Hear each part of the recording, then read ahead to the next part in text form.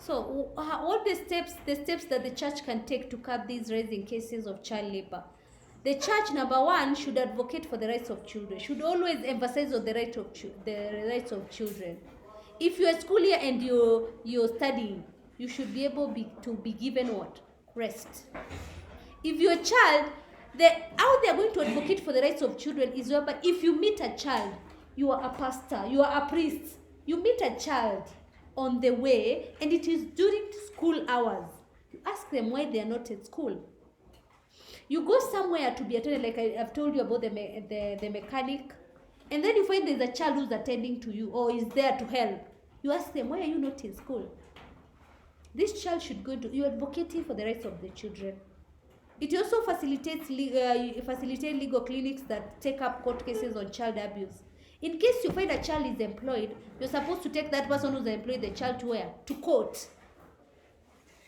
And then you ensure that if that person has been taken to court, that due justice has been done. Also teach people about Jesus' attitude towards children. Because Jesus loved children and Jesus told children to what? To come to him. So he treated them fairly. Also, you advise people to be accountable for the way they treat children.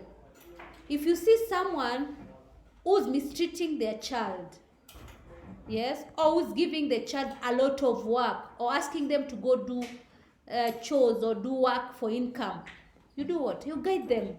You tell them it is not right and why. You advise them. And then also, if there's a child who's working somewhere because they do not have their basic needs, they're trying to earn their living, you rescue them. There are many homes whereby when you rescue a child like that, you can take them there to feed, or you feed them on your own. You are also supposed to educate parents that child abuse or neglect is a crime and a sin. So as a Christian, you educate all parents about child abuse and how to curb it.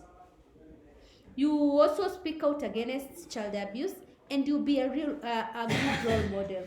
Today when we are here at school, you are a child. In your homes, if I ask you if there's a child there who's below 18 years you've employed, all of you will say no. And you very well know that your parents have employed what? A house help who's below the age of 18 years. Or the what? The man who grazes the cows, the young boy.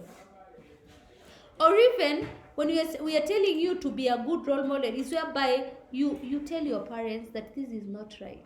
We should not, you are becoming a good, you are trying to speak on their behalf.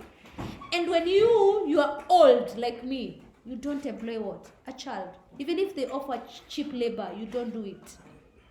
Also, you sensitize people on the needs to protect children from sexual abuse.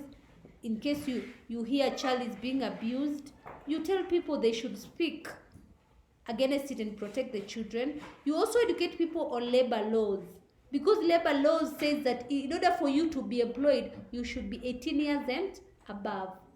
You also urge the government to enforce a heavy penalty on abuse of offenders. In case you are guilty of employing a child, you should incur a heavy penalty. So that's all.